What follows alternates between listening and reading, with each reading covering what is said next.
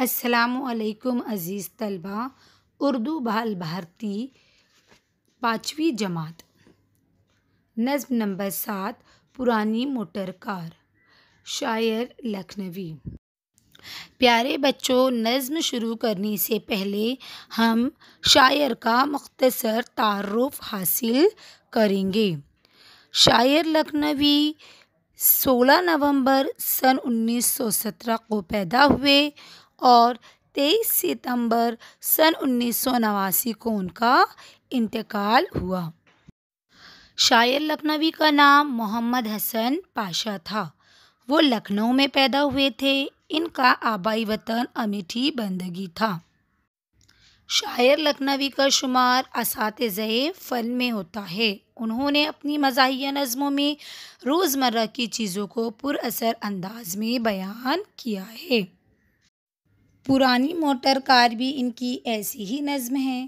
Motor car جب بہت پرانی ہو جاتی ہے تو اس کے چلنے اور چلانے میں بڑی پریشانیوں کا سامنا کرنا پڑتا ہے۔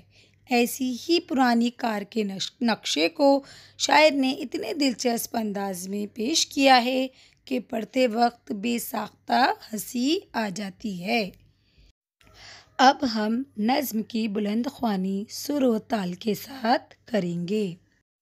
سمجھنا مزاج اس کا دشوار ہے، عجب کلے ٹھلے کی یہ کار ہے، چلی پھر رکی پھر چلی پھر رکی، سنبھالا جو دائیں تو بائیں جھکی، جہاں دیدہ کاروں کی دادی ہے یہ، کہ قسطوں میں چلنے کی عادی ہے یہ، شجر اور حجر آزمائے ہوئے، بڑے زخم باڈی پہ کھائے ہوئے، نئی دھن بناتی ہے ایک ایک قدم، یہ گاتی زیادہ ہے چلتی ہے کم، نہ سمجھے گویے بھی اب تک یہ راز، بجاتی ہے ایک چال میں کتنے ساز،